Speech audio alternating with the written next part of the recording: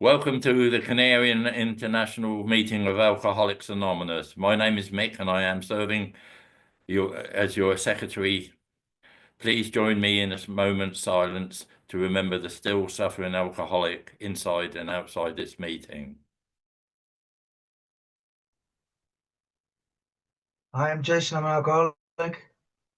Alcoholics Anonymous is a fellowship of people who share their experience, strength, and hope with each other that they may solve their common problem and help others to recover from alcoholism. The only requirement for membership is the desire to stop drinking. There are no dues or fees for AA membership. We are self-supporting through our own contributions. AA is not allied with any sect, denomination, politics, organization, or institution, does not wish to engage in any controversy, neither endorses nor opposes any causes. Our primary purpose is to stay sober and help other alcoholics achieve sobriety. Thank you, Jason. And in this meeting, we celebrate AA birthdays.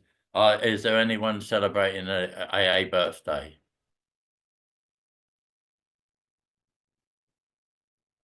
No. The chat is now disabled until the end of the meeting, except for the host and co-hosts. And tonight we've got Pauline, who's going to share her strength, hope, and experience with us. Over to you, Pauline. You've got 45 minutes. Thank you. Thank you. My name's Pauline and I'm an alcoholic. And I love being an alcoholic. I don't like it, I love it. But as long as I'm sober in AA. And my journey, I was born into unconditional love. And when I was born, I lived with my grandmother, my nanny, my auntie, and my sister. And I grew up and I was happy and safe with them. And my mummy was there, but she was drunk all the time, or ill, or unconscious. And so in 9 years, I was 9 when she died, and she was 30. She was 30. And the doctor at the hospital said to her, and I've got the letter which my grandmother gave me, he said to my mom, you don't have to die if you see these people in Alcoholics Anonymous. This was in 1951. He said they're doing wonderful things together. They have groups and they get together and they help each other not to have a drink. And she thought that was boring and terrible. She said, no, I'd rather die. And within weeks she did. Her kidneys imploded. So, but she was always there, but I never saw her. And it was just, never saw her. So I didn't have a mother in that sense. But what it made me do is I felt responsible for my family to be well. I was 9. I've always had God in my life. And it's only ever been a loving God. I don't know any other type. My God is pure love. That's it. That's all he, she is made from. Is love, love, love, which I think is the most spectacular thing in the world. And but I didn't know as much what I know now. So I thought I was responsible for their well-being.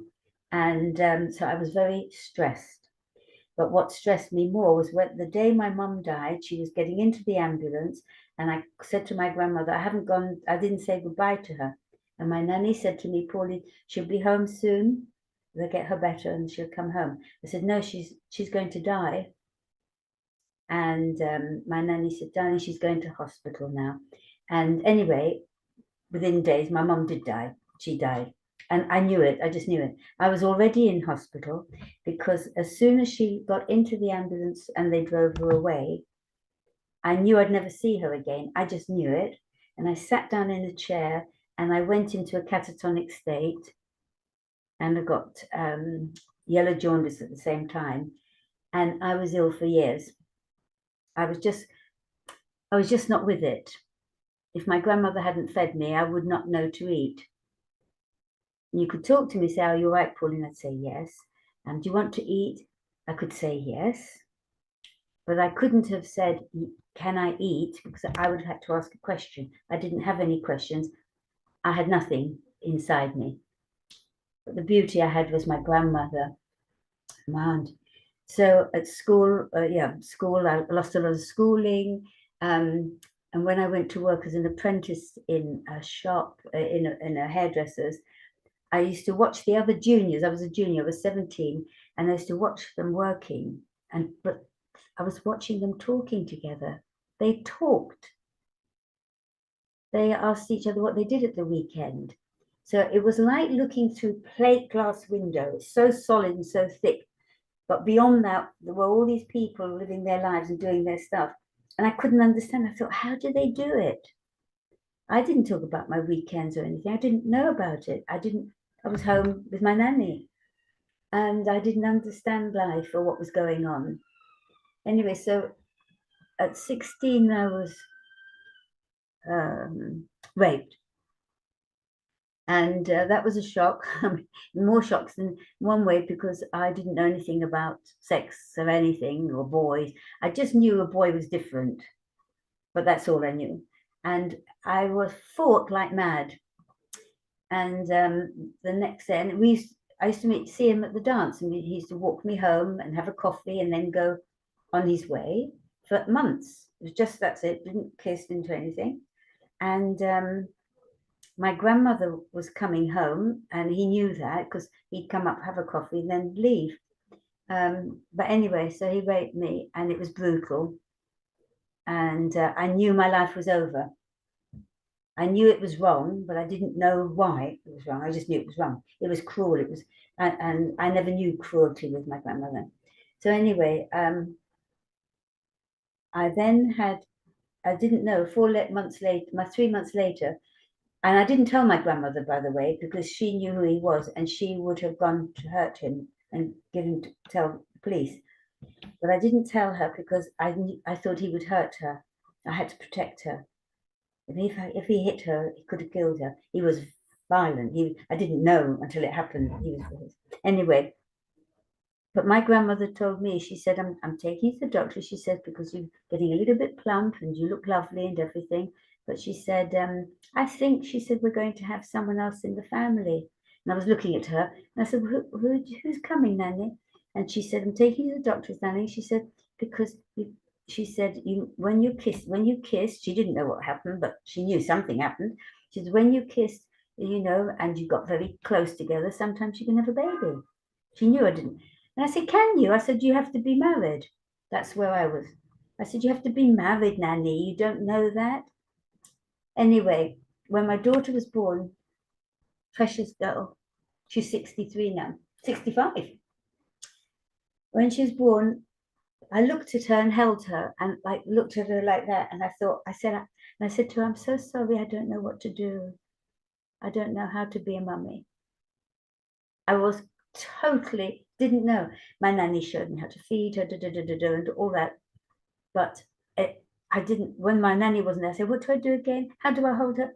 What do I say? How much do I give her? So I had her fostered out. And then I didn't know anything else, and I carried on working. Anyway, so to move on, he was so brutal. I nearly died. He tried to kill me. This guy, because he was frightened of being sent away because he was in the army, in the Air Force, sorry. And he was a Venezuelan in the army at RAF Holton, and he wasn't allowed to mix with the ladies or anyone like that. He had a job to do, and he would have been thrown out of the army. So he wanted to marry me to save his skin, because then it would have been legitimate, me having a baby and everything. Anyway, but so we got married. My grandmother tried to stop me, but I said, no, it's God's will. And he was horrible, but it was God's will. And months later, I was 4 months pregnant then with my son. And he said to me, I don't want you to have the baby. And he'd been drinking. He wasn't an alky, but he was drinking. And he said, I think you should have it now. And he started kicking me with his army boot, Air Force boots. And he said, I think you should have the baby now. And as I was lying there holding the baby, I thought, I'm dying. And it wasn't frightening, it was just a fact. And I thought, I don't want to die like this. So I was in the bedroom, little bedroom belonging to the flat, and there was the staircase. And he tried to throw me through the window first, and I was upside down, but passerbys were screaming. And so he pulled me back in, and he had to let go of me to close the window. And then I just threw myself head first, holding my tummy, down 37 steps. And I didn't want to die, but I wanted to not die in his hands. It was horrible.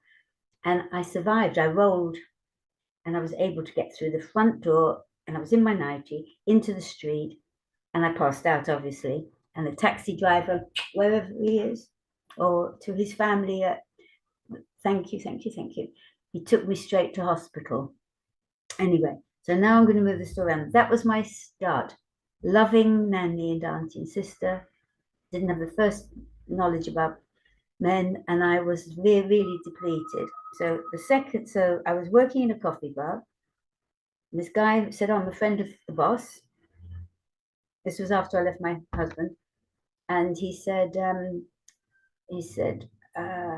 we're having dinner. And he said, your boss told me you haven't had dinner yet today because you've been so busy. I said, no, I'll eat when I go home with my grandmother. He said, no. He said, I'll make sure you have a cab to go home. He said, eat. He said, you haven't eaten all day. It was 10 o'clock at night.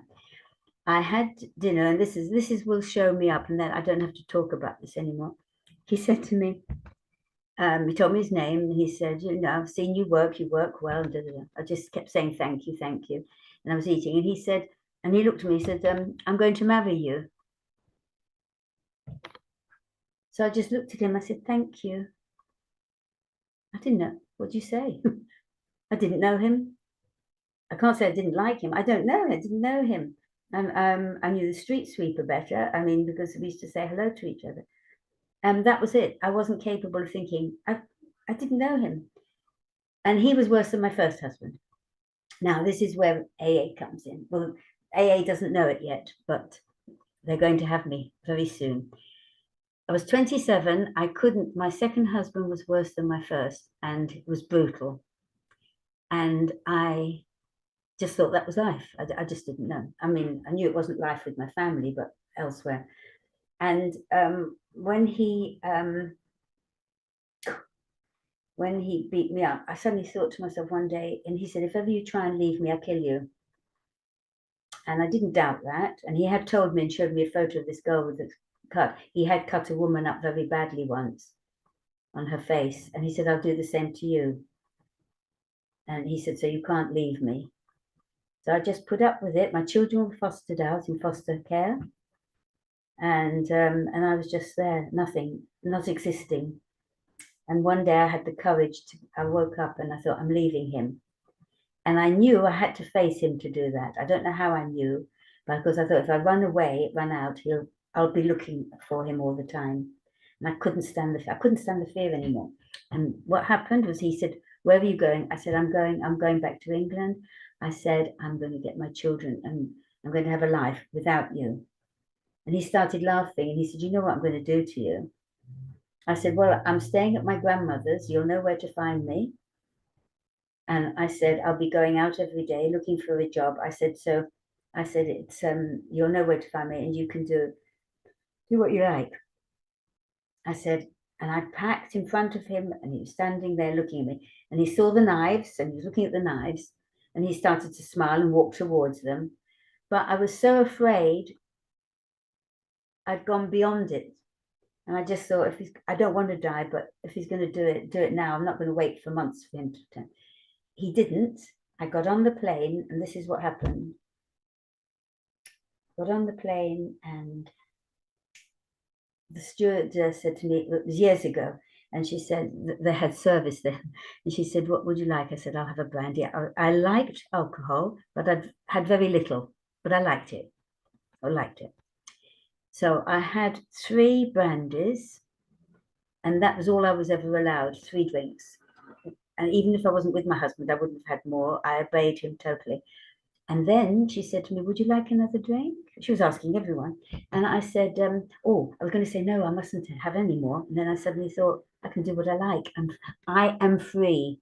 Those were my words to myself. I am free. And I was on the plane and I looked at her and I said, I'll have another, please.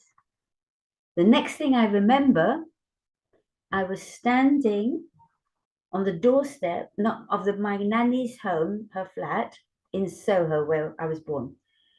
And my nanny was there and I was knocking on the door, Nanny, Nanny, it's Pauline. I hadn't told her I was coming home. I just wanted to get out of there.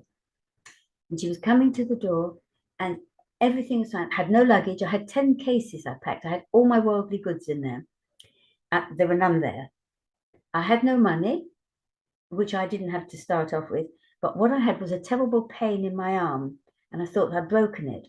And I looked at my arm here, my shoulder. I had a bottle of Courvoisier brandy unopened under my arm. And I obviously wasn't going to let go of it. I let go of my luggage and everything, but the brandy was safe. And I went, phew. From that moment on, I believe I was born an alky. Doesn't matter to me, as long as I know I am one. That's just my thoughts. As long as I know I am one, and I know that. But then my alcoholic drinking stuff, I drank daily from them. In the evening, in the afternoon. I'd got my children home from the school and I didn't look after them. They looked after themselves. They were 8 and 9. They looked after themselves. They got food. Went to my purse. They told me afterwards, we had to go to your purse, Mum, and get food because you didn't get any, and which I knew. And you know what was? I was free, I said, when I was leaving my husband. No, I wasn't. When I drink, I'm on offer. I'm on offer. It was horrendous. It was worse than before. I was on offer to anyone because I was always out of it, pass out. And a few times I came to while I was being abused. And I don't have hang-ups about the people who do that. And I just thought, I wish them on in their world. I put myself in that position. So I'm not going to blame them. I allowed it to happen by not being capable to stop it because I drank buckets of it. I don't understand people puking. I've never puked. I've kept it all down, or they've had enough, I don't understand. I just know about drinking, buckets of it. Day, night, I got into debt. Day, night, drank. And my weight is about 9 stone, and I was 15 and a half then. But I didn't eat because eating is a waste of time. Because while you're eating, you can be drinking. So I rarely ate. And I used to go to this club where they'd make me a sandwich, cut it into little pieces to make it easy. He said, you kill yourself if you don't eat. He didn't say anything about the booze because I was good for the till, but I don't blame him. And that's how I was for 3 years. And this is what happened. This was a turning point. That when I was leaving home each day, my children were there. And I'd say, I'm going now. And I'd go taxi. I mean, I'd often not be home when they got there. But if I was home and then they got there, then I'd just say, I'm going off. I'll be back soon. And my daughter one day, she just said to me, Mummy, and they were very gentle. She said, Mummy, what time do you think you'll be back? I mean, how dare she ask me that? I said, I don't know. And I looked at her, and I looked at her by mistake. I never looked at my children because I know why now. I wouldn't have been able to handle the guilt. I mean, so I never thought of it. I never had guilt. As soon as guilt came, which was every time I wasn't paralytically pissed, I couldn't stand it. I knew I was crap. I knew what I was doing was not good. I didn't want to do it. I had to do it. I had to drink. People didn't understand I had to drink. And so, but this day I looked at my daughter by mistake. It was the best thing I did. I thought she looks like I feel. I didn't know how I felt. I knew I felt like nothing on earth. And I thought, she looks like I feel. And I realized I saw despair, total despair in her face. total, like she was not living her, she was, and I said, I'll be home tonight at 2 o'clock, whatever. And I went down. It was about 3 weeks, 4 weeks later, maybe a few months. I never forgot that look. And this is what I did. I thought I got to go and see the doctor because I wasn't eating, and I thought I could be ill, blah, blah, blah. And I thought I need a tonic. That's what I needed. And I went to see my beautiful, I love him. I've been so blessed with beautiful people in my life. My doctor, he was beyond a doctor. He used to ask about the children. He gave me his time. He gave it he was brilliant. And but I went to him, and I went into him, and he opened the door, and he said to me, "Hello, Pauline, how are you?" And he treated me always gently. He knew I was off my rocker all the time and all that. He knew that. And he said, "Welcome, sit down." And he said, "It's lovely to see you." And he meant it. And then he said, "What can I do for you?" And I was just about to, I said, and then I said, "I can't stop drinking. Do you think these people in Alcoholics Anonymous can help me?" And as I said it, I looked towards the door of his surgery, because I don't know who said it. It wasn't me. I heard the words, and I looked, and he was so bright, and he looked at me. He knew what happened, and he said, "No, Pauline, it was you that spoke those words. There's no one else in here but you and me." And I said, and then I said to him, "I can't stop drinking." And he said, "I know someone," he said, "who's a member of Alcoholics Anonymous. And he said, he's a patient of mine, and he's also my friend." He said, "I can ask him how the first step you need to do." He said, "Which you've actually taken the first step, asking for help. I know that much," he said. Story goes now, he said, "Would you like me to phone him now while we're in the surgery?" And I went like that. And Mike came onto the phone, and Mike, an East End Jewish guy, and he was another person that God gives me people in my life as gifts, not to use or abuse, but to be grateful for the beauty of them. And he came on the phone, and he said to my doctor, he said, "Does she want to stop drinking?" And my doctor said, "I'll ask her." And he looked at me, he said, "Do you want to stop drinking, Pauline?" He's asked, which I could hear, his voice was loud anyway. And I looked like that, and I thought, I know I can't, but yes, I do want to stop. So that was, and then he said to my doctor, he said, "Tell her," he said, no, he said, let me speak to her on the phone if you will, if she wants to. Yes. So he said, "What I'll do is I'll send a lady to come and see you. We'll make a date, an appointment." He said, "One of the members," he said, "and they can tell you about AA, how," he said, "it's wonderful and wonderful, tell you all about it, guide you and let you know what to do." He said, "It's very simple. All you have to do is listen." And he said, "We help each other." And he said, "We don't care who each other, they may not be the person we would have talked to before, maybe, it doesn't matter. We just help each other because we want each other well as we want to be well ourselves." And I said, "That's nice." And then I said to him on the phone, I said, "But I'm not very clever. Do I have to learn anything?" I said, "I'm not good at learning." And he said, "No." I said, I said to him, "I'm actually stupid." I said, "I know that." And I said, and I was thinking that's going to be a problem. And then he said, "What did you say? You're what?" I said, "Stupid." He said, "Thank God for that." He said, "All the stupid ones get it first time." He said, because they don't question anything, they just accept it.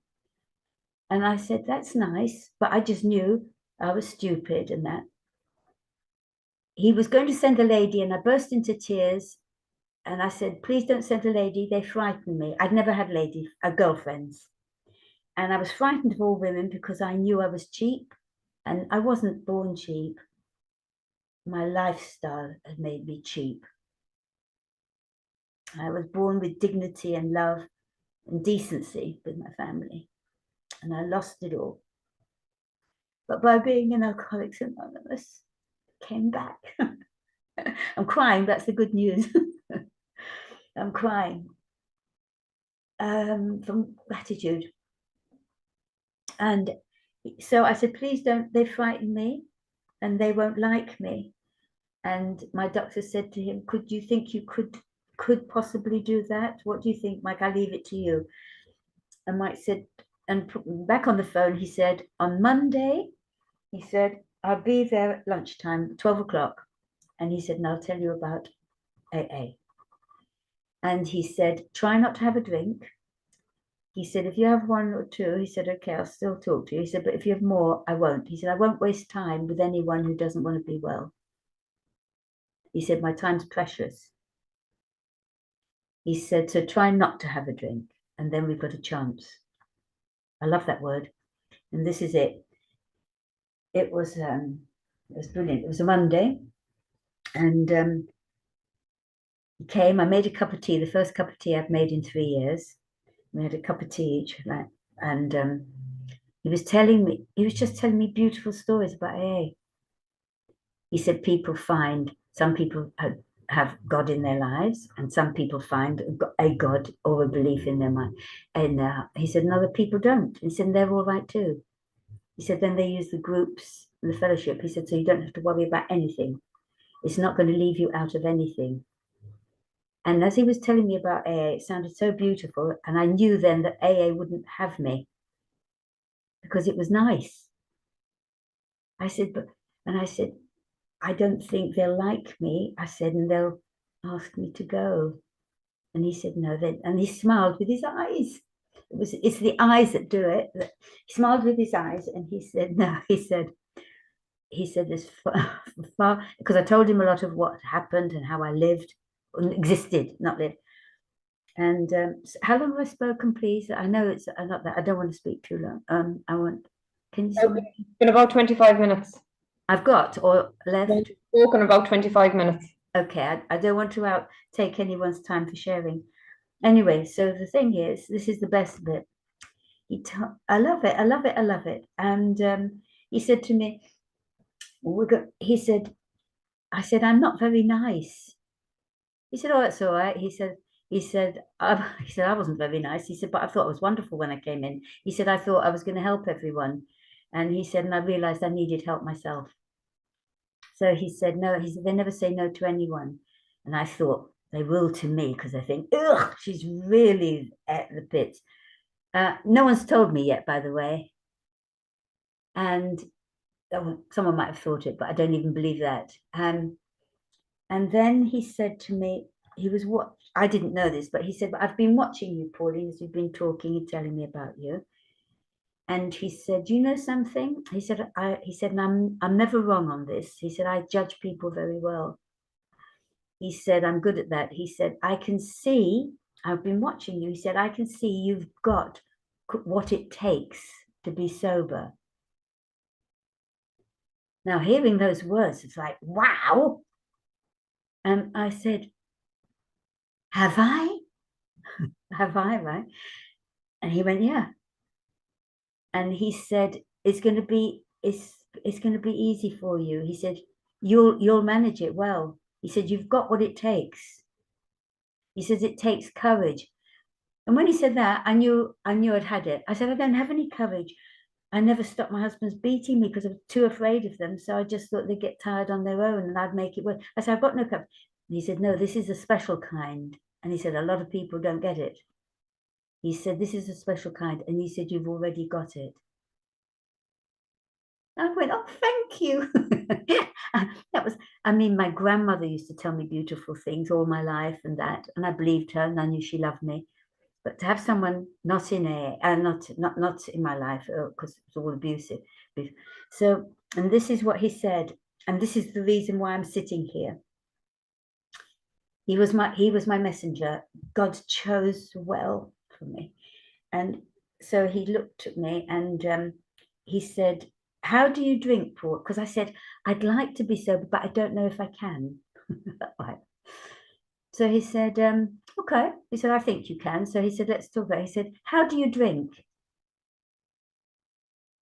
And I didn't quite get the question, didn't understand that. I said, I just drink, you know. How? Oh, he wanted that. I said, I pick it. He said, show me. And he showed me a cup of tea there. And I picked up the cup and I drank the tea, put it down. I said, like that. He said, God, it's going to be so easy for you to stop. I said, is it? He says, now when you see it, you don't pick it up. And this is what I said. I went, I can hear me now. I went, oh, oh, oh, oh, like that. I couldn't say anything. I was just in shock. I liked his words, but I couldn't believe it. And he said, you need never drink again. And then he told me the one just, what, why not? He said, someone dies, your grandmother will die one day. What are you going to do? Oh, let's have a drink. He said, because my grandmother died. He said, will it bring her back? No. Will it change your life? Will it make anything better? No. Do you think it might hurt your life again? Yes. I mean, even I could see that. And he said, you can't get a job. I was jobless. He said, you can't get a job. So what you have a drink? You think, oh, I have a drink? He said, well, will that get you a drink, do you think? Will that get you a job, do you think? You're going in there pissed. This is how he spoke to me. He said, do you think that will help you? And I had to think about it. And I said, no. And he went through a whole range of things. And I could honestly say, at that moment, I couldn't see a drink helping because drinks took me away immediately. And then I was, ugh. So he said, so you've got a good chance, a day at a time, of being sober. So he said, so all you remembered, Pauline, he said, don't pick it up, whatever happens. And he said, do you think you could try that? I went, yes, please. Yes, please. And I haven't had a drink since that day. Yet.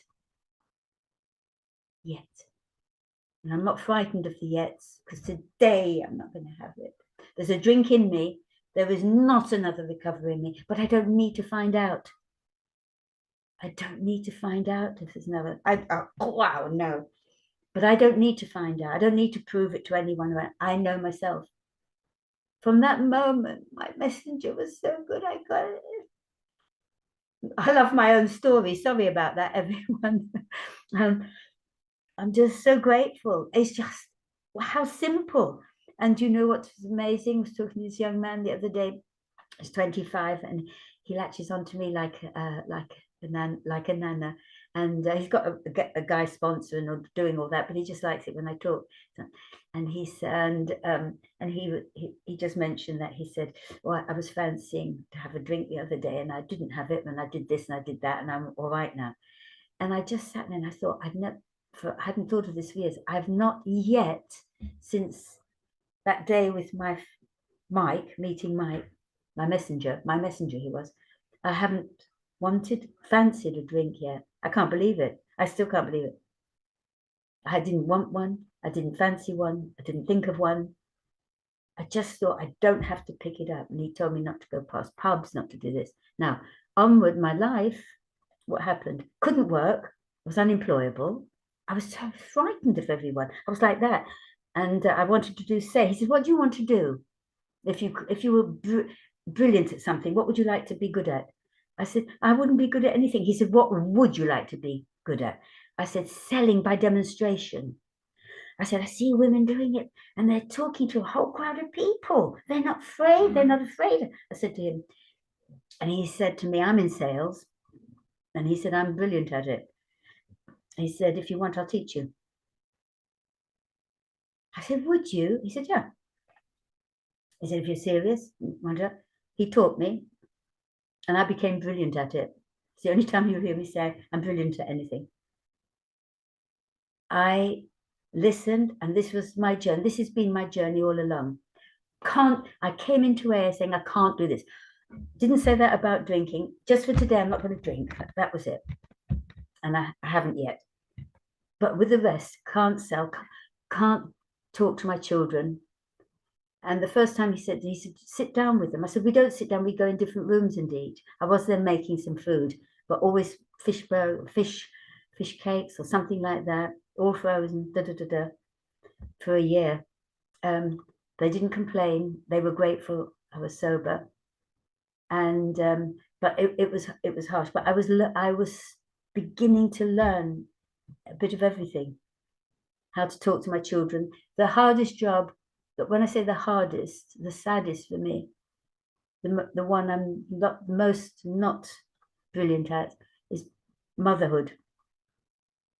And not because I don't want to, but I was so, it's to do that they say to do with my catatonic state. I closed down so much, and I love my children and they're glorious, but that motherly love, I know it's in me, but it's still locked close inside me, that motherly love for my children. And I want to, before I die, I ask my higher power if I could show it to them.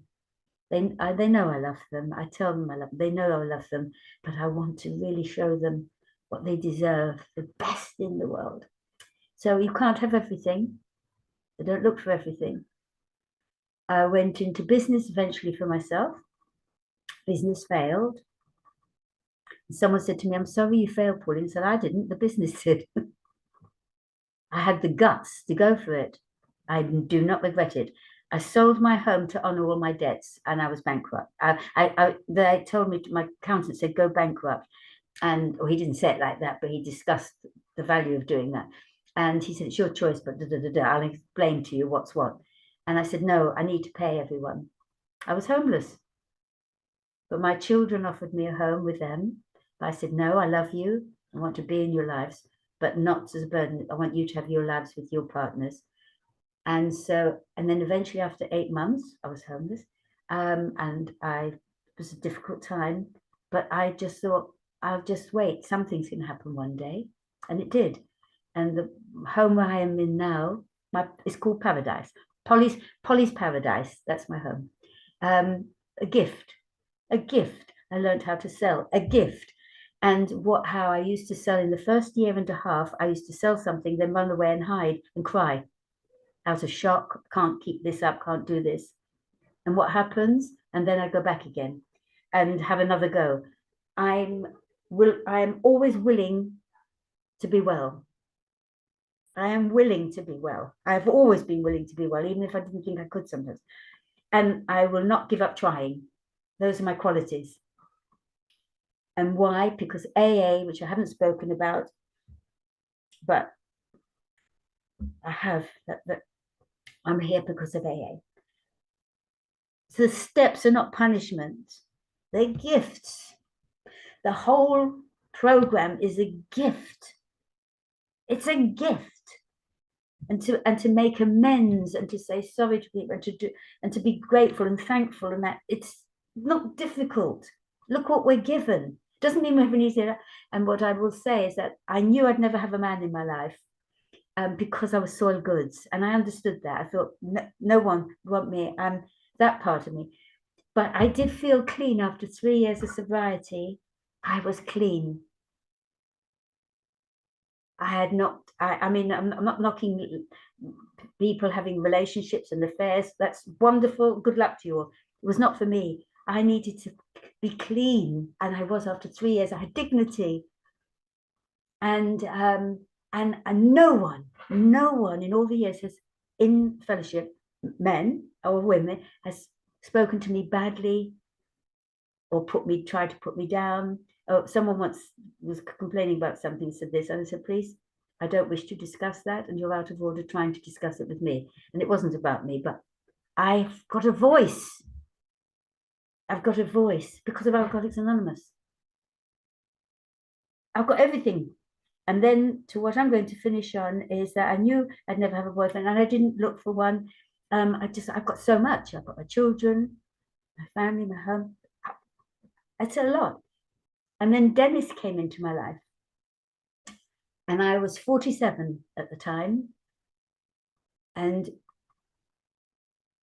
I didn't know. I mean, I've got a son, and I've got grandsons and great grandsons. I've got they're all perfect, by the way. Okay, they're all perfect, but all of them. But apart from that, none of us are. But Dennis was another hand to hand from my higher power. let me know. He said, Pauline, look who's in your life. And we were friends for a long time, and we didn't know we loved each other.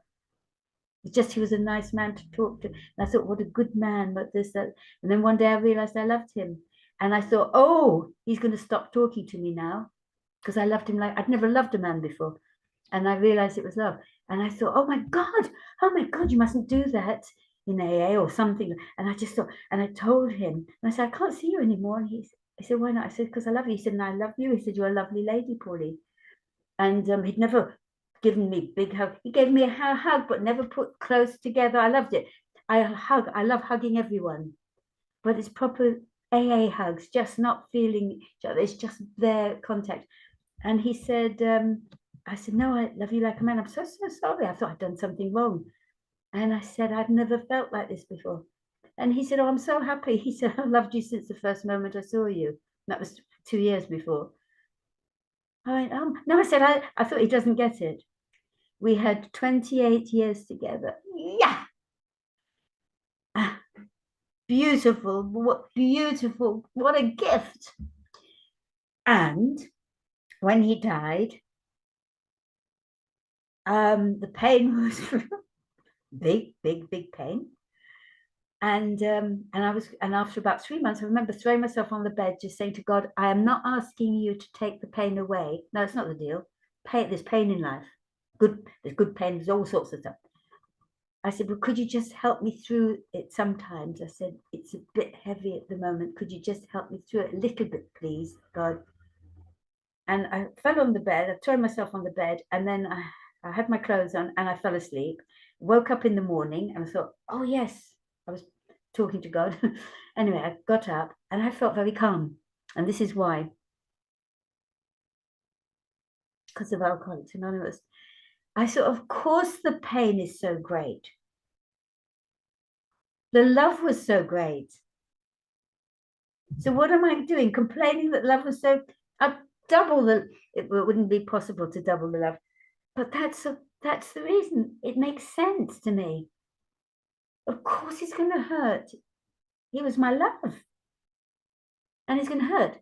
And am I going to complain for the pain? God gave me 28. I said, sorry, I'm not going to complain anymore. And I haven't. I said, thank you for sending me Dennis, and I'll put up with any pain you want to give me because he's worth it. And I mean it. Where did I learn all this? AA. Where did I learn AA? I love you all. I wish you a good journey. Oh, I'm going to quiet myself. Thank you, Deirdre. Wonderful, wonderful story. And how you ended it was absolutely fantastic. See, I was one of those drunks that had been taken off the merry-go-round and that. And I was in AA for a while then. But, you know, coming into AA, you know, I met a woman called Eve, and she's sponsored me, and she was just like you, as crazy as a bat, but a wonderful, loving woman. And I love your humility, you know. And, I lost my wife 10 years ago. I had 40 years with her in recovery, and she was an Al-Anon. And I believe I married her for lust. And then through Alcoholics Anonymous, I learned to love her. And she became my soulmate. And you were saying about the gifts. She was a gift in my life. And I wouldn't have known anything like that unless I came to Alcoholics Anonymous. You know, I love Zoom, but I also love going to meetings because of the hugs, the contact we have with people. You know, and I love that. You know, everything I have today has been given to me by Alcoholics Anonymous. You know, because I knew nothing of love. I knew nothing. I knew how to steal, lie, and cheat. I grew up like that. But what you people have given me today is beyond, you know. And if I drop down dead now, I've got no regrets. No regrets. Right. Now, Yeah, it's Deirdre. yeah, Deirdre. All right, thank you. Sorry Deirdre- about that. You're all right. Deirdre Alcoholic. If we're painstaking about this phase of our development, we'll be amazed before we're halfway through. We're going to know a new freedom and a new happiness. We'll not regret the past, nor wish to shut the door on it. We'll comprehend the word serenity, and we will know peace. No matter how far down the scale we have gone, we'll see how our experience can benefit others. That feeling of uselessness and self-pity will disappear. We'll lose interest in selfish things and gain interest in our fellows. Self-seeking will slip away. Our whole attitude and outlook upon life will change. Fear of people and economic insecurity will leave us. We'll intuitively know how to handle situations produced to baffle us. We'll suddenly realise that God is doing for us what we could not do for ourselves. Are these extravagant promises? We think not. They're being fulfilled among us, sometimes quickly, sometimes slowly. They'll always materialise if we work for them. Thank you. And I'd like to thank everyone who's been helping me tonight. You know, Timer, Kathleen, Preamble, Jason, Deirdre for the promises. That's it. This meeting is on every Saturday at 5:30, opening 6 o'clock. With that, if stick around for the fellowship after the meeting. If you want to use a breakout room, please let the host know. And the yellow card, who you see here, what you hear here, when you leave here, let it stay here. And I'd like to thank Pauline again for doing such a wonderful share. And Pauline, would you like to finish the meeting off with the Serenity Prayer? Thank you. Can I just say, I'm looking at all your faces while I was speaking to you all, and I could see warmth and love in them. What a terrible thing to be looking at. I mean, how can we fail a day at a time with all this love? Thank you for your kindness. I need it. I want it, and I've got it. Thank you. Thank you. And the Serenity, beautiful Serenity prayer. Can we do the wee version? Please. God, God, grant us the Give us the serenity serenity To accept the things we we cannot cannot change. change, courage courage to change the things we can, and the wisdom wisdom to know the the difference. Thank Thanks everybody. Thank you. everyone. Bigger stays. Everyone. Stay safe, everyone. Stay blessed.